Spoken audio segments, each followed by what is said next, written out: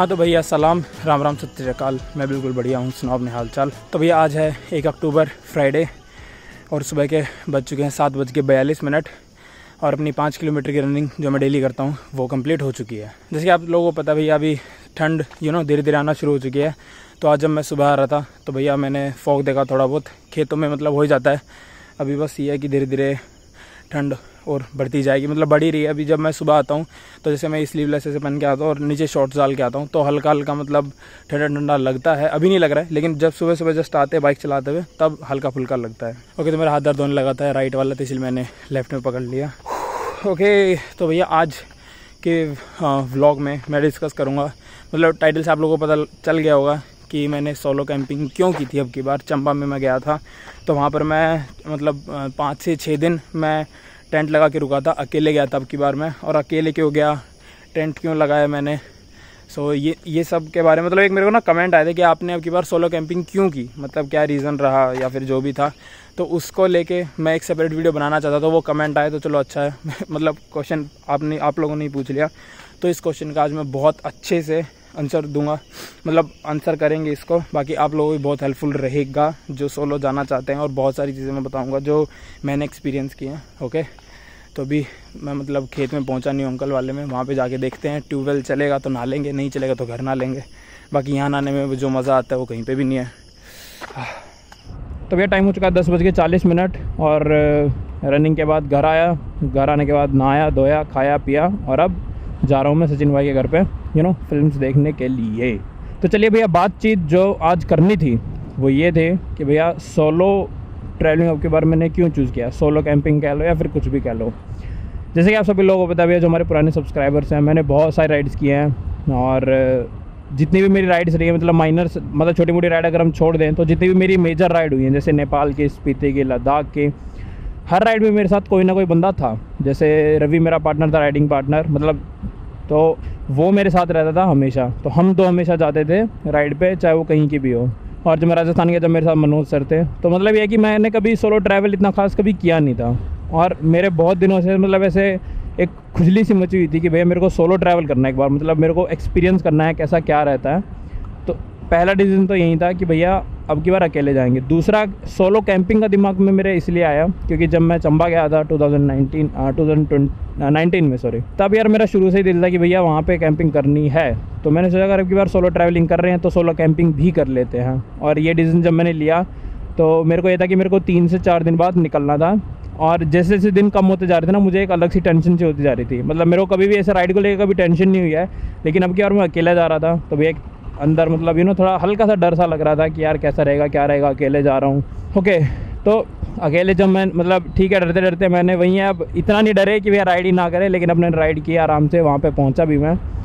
Solo riding मतलब solo camping से और सोलो ट्रैवलिंग से आप कुछ भी कह लो, मैंने जो चीज़ें सीखी हैं वो मैं आपको एक एक करके बताता हूँ। सबसे पहली चीज़ जो सीखी वो ये है कि आपकी डिसीज़न मेकिंग बहुत ही अच्छी होती है। कहते हैं कि आप गलत डिसीज़न लेते हैं तो गलत डिसीज़न ले के ही आप सही डिसीज़न लेना सीखते हैं।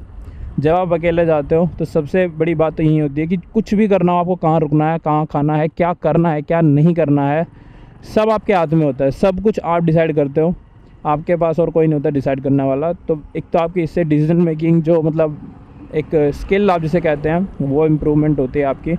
दूसरा ये होता है जहाँ आपका मन करे आप वहाँ रुक सकते हो, जहाँ आपका मन करे आप वहाँ जा सकते हो। मतलब अगर 2 बंदे होते हैं, फॉर एग्जांपल ऐसा दिख जाए कि यार उस पहाड़ पे चढ़ना है, अगर एक बंदे ने मना कर दिया तो दूसरे को भी मन मारना पड़ता है अपना कि यार ठीक है ये नहीं जा रहा तो मैं भी अकेले जाके क्या ही करूँगा। लेकिन जब आप सोलो होते हो सब मतलब आप फुल इंडिपेंडेंट होते भाई, आपके ऊपर किसी तरह का कोई वो नहीं होता कि मतलब आपको या फिर कोई टाइम बाउंडेशन नहीं होती, किसी भी तरह की कोई बाउंडेशन नहीं होती, बस आप अपनी मर्ज़ी से चल रहे होते हो। तो मैं तो यही कहूँगा, राइड्स आपने की होंगी दोस्तों के साथ की होंगी या फिर आपने कभी की भी ना हो, या फिर जो भी है, मेन एक सजेशन मैं यही देना चाहूँगा कि यार सोलो कभी जाके देखना।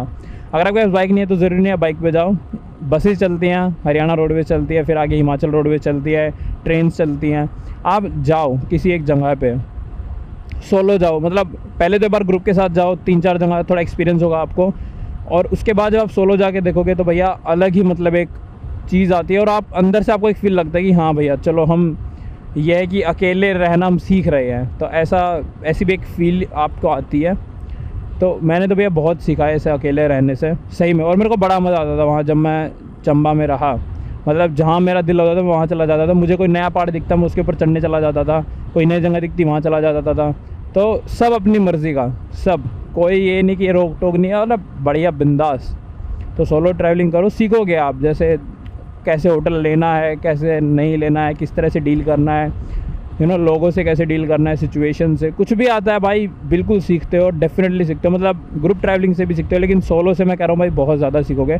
और ये तो मेरी फर्स्ट सोलो राइड थी और सोलो कैंपिंग या फिर जो भी था, तो मतलब पहली बार में भी आपने को तो भाई फुल ऑन मज़ा आ गया। तो बस यही एक सजेशन था। और जो एक सवाल था ना कि भैया आप अकेले क्यों गए अब की बार, मतलब तो यही इसका एक रीज़न था कि मुझे खुद को जानना था, खुद को ऐसे फील करना था कि हाँ भैया हम कितने पानी में हैं, हम अकेले, मतलब मैं अकेले क्या कर सकता हूँ, कितनी बड़ी तोप है वगैरह वगैरह। तो बस एक नए एक्सपीरियंस के लिए मैं वहाँ पे सोलो गया था।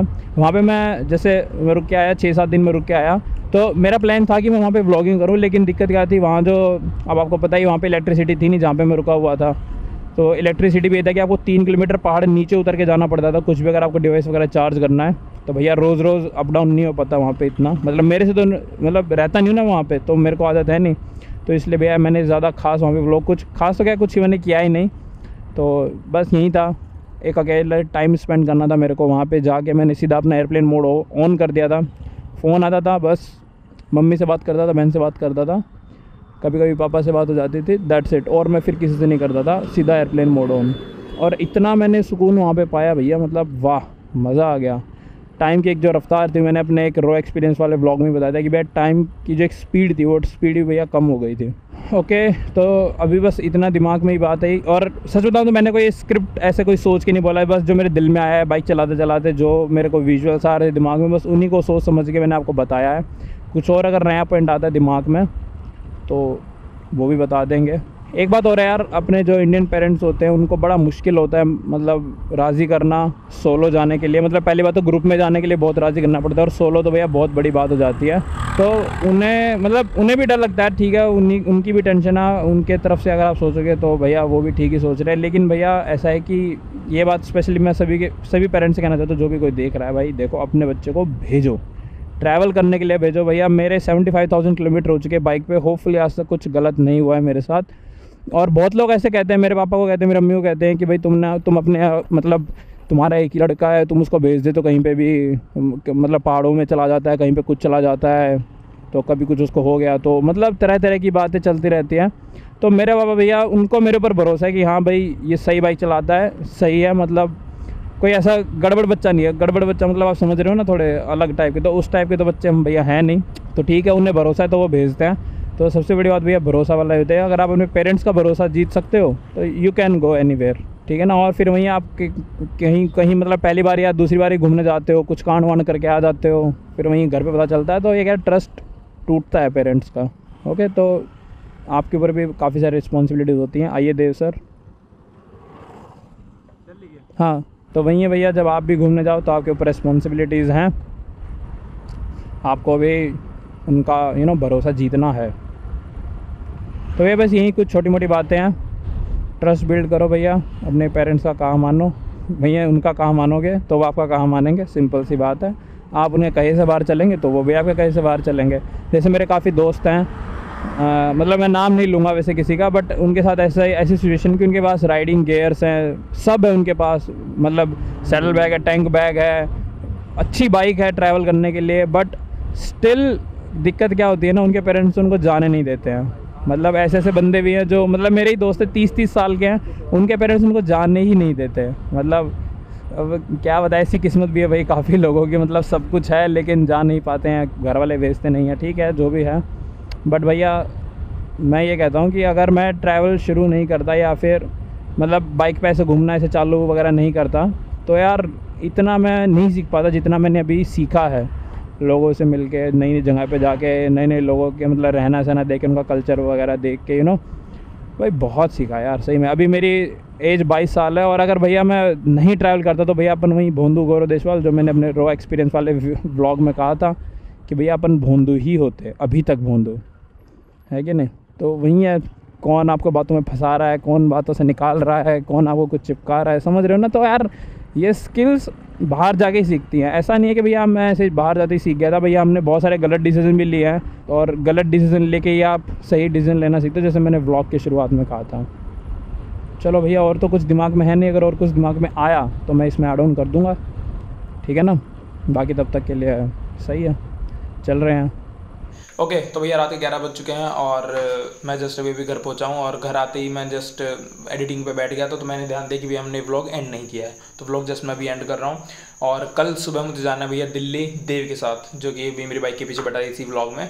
तो ऐसा है कि हम लोग काफ़ी दिनों से प्लान कर रहे थे कि यार दिल्ली में जाएंगे फ़ोटो वॉक के लिए, क्योंकि दिल्ली में स्ट्रीट फोटोग्राफी काफ़ी इंटरेस्टिंग होती है। तो हमारा बहुत दिनों से प्लान बना हुआ था, मतलब 3-4 महीने से। तो यही था कि मैं सोचा यार चलो अभी मंडे से क्लास शुरू हो रही है, तो सैटरडे संडे अपने पास है, तो चलो सैटरडे को चलते हैं दिल्ली। तो यही हमने डिसाइड किया था। तो कल सुबह हम 5 बजे यहाँ से पहला गियर लगा देंगे, तो कल सुबह मुझे 4 बजे उठना पड़ेगा, और अभी रात के 11 बज रहे हैं, तो मतलब 5 ही घंटे मेरे को सोने को मिलेगा। बाकी देखते हैं कल कैसा चलता अपना फ़ोटो वॉक जो भी है, और उसका भी एक व्लॉग मैं बनाऊंगा, वो होपफुली अगले ही दिन आ जाएगा। ओके तो ठीक है भैया, अगर ये व्लॉग अच्छा लगा तो लाइक ठोक देना, नहीं अच्छा लगा तो डिसलाइक ठोक देना, कोई दिक्कत वाली बात नहीं है। चैनल नहीं अच्छा लग रहा है सब अनसब्सक्राइब कर दो, कंटेंट फालतू हो रहा है तो ठीक है, जो भी यार अच्छा लग रहा है, मतलब जो आपको लग रहा है वो आपका दिल करो भैया, मस्त रहो, आप लोग खुश रहो, मैं खुश रहूँ, यही सब की मतलब मैं यही चाहता हूँ भाई। ठीक है चलो ओके, रात बहुत हो रही, नींद सर पे चढ़ के मेरे को मतलब ऐसे तांडव कर रही है, तो ठीक है दोस्तों, सोते हैं, मिलते हैं अगले व्लॉग के साथ। जय हिंद दोस्तों, बाय बाय।